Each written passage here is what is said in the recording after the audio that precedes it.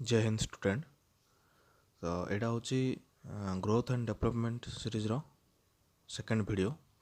प्रथम वीडियो रे ग्रोथ आउ डेवलपमेंट कौन आउ प्री नाटाल कौन बुझे जोड़ा कि आपण जब देखी ना तेज आई बटन ऊपर आई बटन रे कि डिस्क्रिप्शन तार लिंक देदेवी आप देखिपारे। तो बर्तमान आम देखा पोस्ट नाटाल कौन। तो प्री नाटाल आ पोस्ट नाटाल ये दुटा ग्रोथ एंड डेवलपमेंट आसूँ। प्री नाटाल देखी पोस्ट नाटाल आमर पांचटा भाग विभक्त होती। गोटे हूँ नियो नाटाल, सेकेंड हूँ इन्फेन्सी और बेबीहुड, थर्ड हूँ चाइल्डहुड, फोर हूँ एडोलेसेंस, पाँच हूँ एडल्टहुड। ठीक अच्छे। तो गोटे पर गोटे देखीदेवा ठीक से। तो नियो नाटाल स्टेज आमर कौन हो नियो नाटाल कौन ना बार्थ रु बेबी जो जन्म होची 2 वीक्स पर्यंत यार हूँ टाइम पीरियड जोटा कि आम नियो नाटाल स्टेज कहचे। तो यहाँ आमर कौन हो एडजस्टमेंट लाइफ टाइम कि एडजस्ट जन्म है जिते यूट्रेन वाल रु बाहर को आसूची बेबी आउ एम्बिलिकल कॉर्डटा जिते तार डिटाचमेंट होची नाभाल रु। तो से बाहर आउटसाइड वर्ल्ड सी केमी एक्लिमेटाइज कर तार आउटसाइड परिवेशटा बाहर परिवेशटा से कि तार बॉडीटा एक्लिमेटाइज कर तार मेजर बॉडी चेंजेसटा तार से देखा दूसरी जमीक ब्रीदिंगटा पूर्वर कौन अम्बिलिकल कॉर्ड मध्यम ब्रीदिंग नौला जो मदर ओम भितर थिला एबे सी तार लंग्स जो प्रथम जो कांदिबो से तार लंगटा माने तार फुसफुसटा इनफ्लेटेड हम तापर रेस्पिरेशन माने निश्वास प्रश्वास ना स्टार्ट कर तार नरिशमेंट तार umbilical through cut through nourishment होता आगु कि बंद हो जेहेतु कट होगा देन सी कौन कर मार ब्रेस्ट मिल्क रु तार नरिशमेंटा स्टार्ट हो। ब्रेस्ट मिल्क सी ग्रहण कर ही ताको जहाँ नरिशमेंट मिलवा कथा मिल। जो माँ क्षीर जो वेस्टेजटा होची जो प्रथम प्रथम जो बाहर सेड़ा ही ता नरिशमेंट मुख्य पदार्थ माने मुख्य जिनस तार जोड़ा से खाइला पर तार देह बॉडी नरिशमेंट हम तार सेंसरी कैपेसिटीटा डेवलप हम धीरे धीरे। सेंसरी कैपेसिटी कौन जमी टच सेंसिटिविटी तापर कौन ना देखिबार आई साइट धीरे धीरे तार से डेवलप हवा स्टार्ट हो। ठीक अच्छे विभिन्न सेंसिंग कैपेसिटी तार देन यहाँ आम 2 वीक्स पर्यंत गला तापर आमर इन्फेन्सी और बेबीहुड। ठीक अच्छे जोड़ा 2 वीक्स आरंभ करके 2 ईयर पर्यंत यार टाइम पीरियडटा ए समय कौन हम ना रैपिड चेंज हम बॉडी सिस्टम रे आउ फिजियोलॉजिकल डेवलपमेंट हम न्यूरोमस्कुलर ऑर्गेनाइजेशन डेवलप हम आउ साइज आउ शेप वेट रे माने नोटेबल इंक्रीज हम माने आपन जानी परिबे जे केते हिसाब को स्पीड रे एटा इंक्रीज होची तार बॉडी रो साइज हो शेप हो तार वेट हो बढ़िबो 2 वीक्स रु 2 इयर्स। ठीक अच्छे देन आमर ए स्टेज रे कौन हम ना रैपिड ग्रोथ हवा सहित पाखापाखि 50% ऑफ बार्थ लेंथ तार जो लेंथटा जो अच्छी तार जो 50% पर्यटन अचिव करदेव आउ तार वेटटा 200% पर्यटन बढ़ माने जन्म हला जी तार वेट थी तार 200% तार वेट बढ़ 2 वर्ष भितर। तापर हूँ चाइल्डहुड। ठीक है चाइल्डहुडटा 2 भाग विभक्त कराई आ चाइल्डहुडटा आम टोटाल चाइल्डहुडटा कौन आम 2 इयर्स रु 12 इयर्स। ठीक अच्छे आ जो 2 भाग विभक्त कराई गोटे हूँ अर्ली चाइल्डहुड आ गोटे हूँ मिडिल चाइल्डहुड। ठीक अच्छे तो अर्ली चाइल्डहुड रे कौन कराऊँ ना 2 इयर्स 12 इयर्स थी यार 2 इयर्स 6 इयर्सटा हूँ आम अर्ली चाइल्डहुडटा प्रथम 2 year 6 इयर्सटा।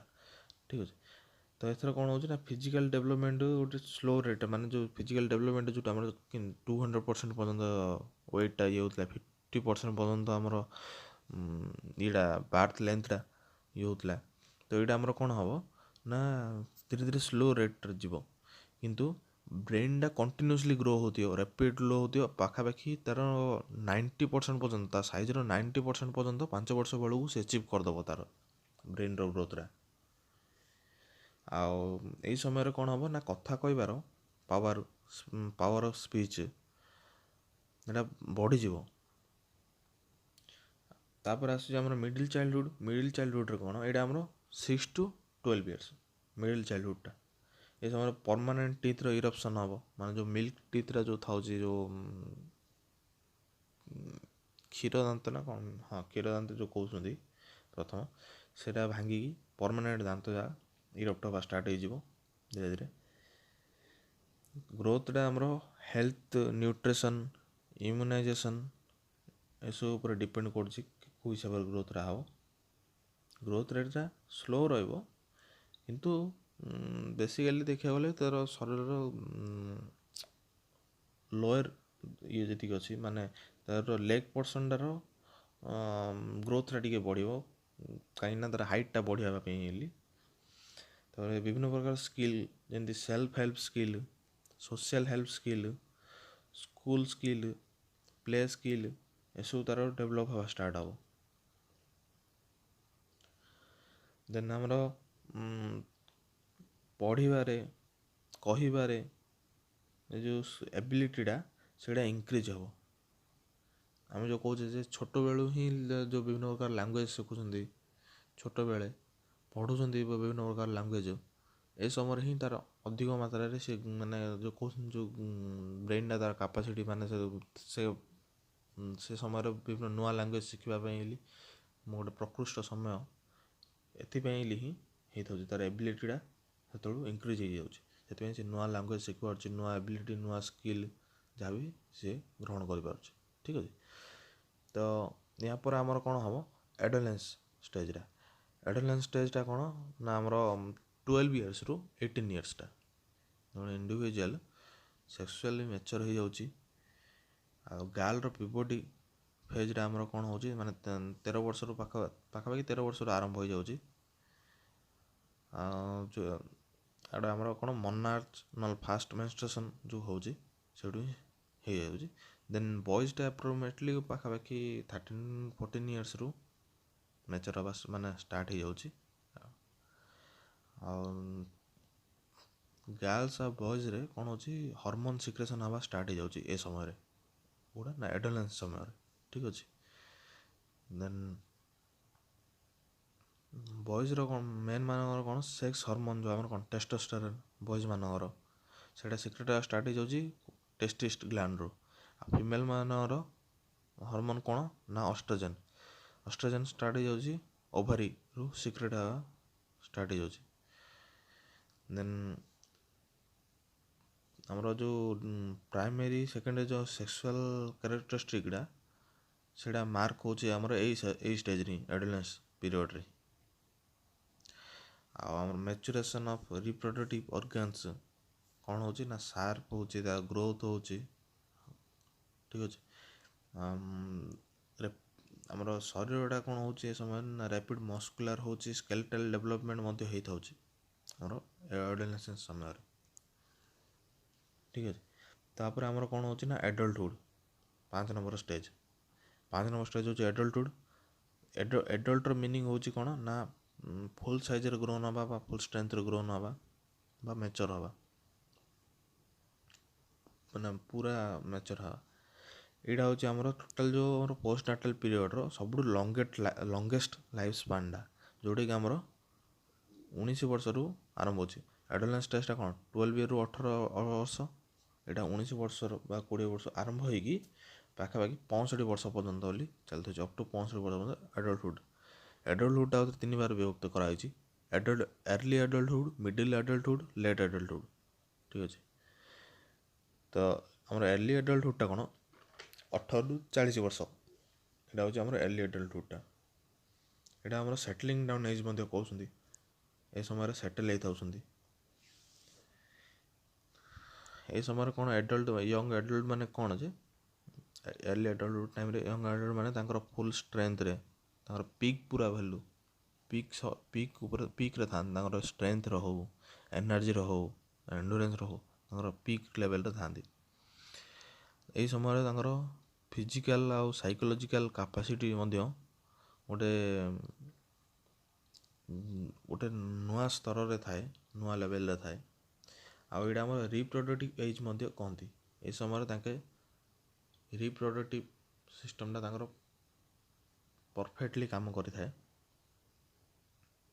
Reproductive organs, reproductive stage perfect ଷ୍ଟେଜ୍ଟା ଏଇଟା। ଏହି ସମୟରେ ପ୍ୟାରେଣ୍ଟହୁଡ୍ ମଧ୍ୟ ହେଇଥାନ୍ତି। ପ୍ୟାରେଣ୍ଟହୁଡ୍ ହେବା ପାଇଁ ଏଇଟା ଗୋଟେ ପ୍ରକୃଷ୍ଟ ସମୟ। ଏହି ସମୟରେ କ'ଣ ମାନେ ଆର୍ଲି ଆଡଲ୍ଟହୁଡ୍ ସମୟରେ କ'ଣ ମେନ୍ ଆଉ ଓମେନ୍ ମାନେ ତାଙ୍କର କ'ଣ ମ୍ୟାରେଜ୍, ପ୍ୟାରେଣ୍ଟହୁଡ୍, ଜବ୍ ଏସବୁ ପାଇଁ ତାଙ୍କେ ପ୍ରିପେୟାର କରିଥାନ୍ତି। ତାପରେ ହେଲେ ଆମର ମିଡିଲ୍ ଆଡଲ୍ଟହୁଡ୍ଟା, ଏଇଟା ଆମର କ'ଣ ନା 40 ବର୍ଷ ଆରମ୍ଭ କରି 60 ବର୍ଷ ପର୍ଯ୍ୟନ୍ତ। ଠିକ୍ ଅଛି। ତ ଏଇଟା ଆମର ଗୋଟେ କହିପାରିବା ଯେ ଆର୍ଲି ଆଡଲ୍ଟହୁଡ୍ ଆଉ ଓଲ୍ଡ ଏଜ୍ର ମିଡିଲ୍ ସମୟଟା ହେଉଛି ମିଡିଲ୍ ଆଡଲ୍ଟହୁଡ୍। এই ସମୟରେ କ'ଣ ହେଉଛି ନା ଫିଜିକାଲ ଆଉ ସାଇକୋଲୋଜିକାଲ ମାନେ ଯେଉଁ ଡିକ୍ଲାଇନ୍ ହେବା ଷ୍ଟାର୍ଟ ହେଇଯାଉଛି ତାଙ୍କର ଫିଜିକାଲ ସାଇକୋଲୋଜିକାଲ ଚେଞ୍ଜେସ୍ ହେଉଛି। ତାଙ୍କେ ଧୀରେ ଧୀରେ ତାଙ୍କର ଆଟିଟ୍ୟୁଡ଼, ମଣିଷର ଆଟିଟ୍ୟୁଡ଼, ବିହେଭିଅର, ସେଲ୍ଫ ଇଭାଲୁଏସନରେ ଚେଞ୍ଜେସ୍ ହେଉଛି। ମେଣ୍ଟାଲ ଡିକ୍ଲାଇନ୍ ଷ୍ଟାର୍ଟ ହେଇଯାଉଛି। ଦେନ୍ ଆମର ଲେଟ୍ ଆଡଲ୍ଟହୁଡ୍, ଯେଉଁଟାକି ଆମର ଓଲ୍ଡ ଏଜ୍ ମଧ୍ୟ କହିପାରିବା। ଏଇଟା ଆମର କ'ଣ ନା 60 ଇୟର୍ସ, 60 ବର୍ଷରୁ ଆରମ୍ଭ କରିକି ଟିଲ୍ ଡେଥ୍ ପର୍ଯ୍ୟନ୍ତ। ଏଇଟା ହେଉଛି ଆମର ଲେଟ୍ ଆଡଲ୍ଟହୁଡ୍। ଏଥିରେ କ'ଣ ହେଉଛି, ଏଥିରେ ମଧ୍ୟ ସେ ଫିଜିକାଲ ଆଉ ସାଇକୋଲୋଜିକାଲ ଯେଉଁ ଡିକ୍ଲାଇନ୍ ହେଉଛି ସେଇଟା ଫାଷ୍ଟର ହେଇଯାଉଛି, ଫାଷ୍ଟର ଅଫ୍ ହେଇଯାଉଛି, ମାନେ ଜଲ୍ଦିରେ ଏଇଟା ଡିକ୍ଲାଇନ୍ ହେଉଛି।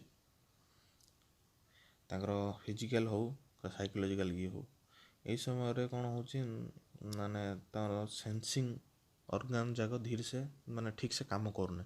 ସେନ୍ସିଂ ଅର୍ଗାନ କାମ କରିବା ଧୀରେ ଧୀରେ ବନ୍ଦ କରିଦେବ, ମାନେ ତାର କାମ କରିବା କ୍ୱାଲିଟିଟା କମିଯିବ।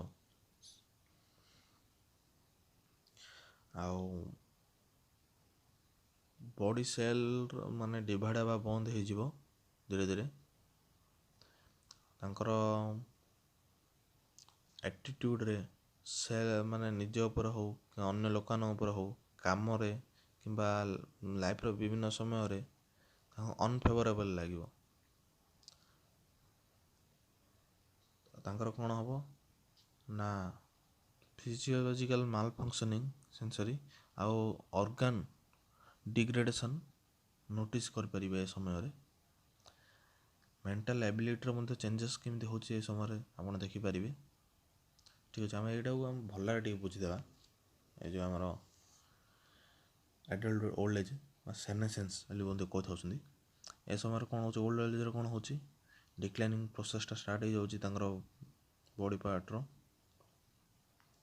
ଆଉ ମାନେ ଫିଜିକାଲ ହଉ ସାଇକୋଲୋଜିକାଲ ହଉ ଡିକ୍ଲାଇନ୍ ପ୍ରୋସେସ୍ଟା ଷ୍ଟାର୍ଟ ହେଇଯାଉଛି।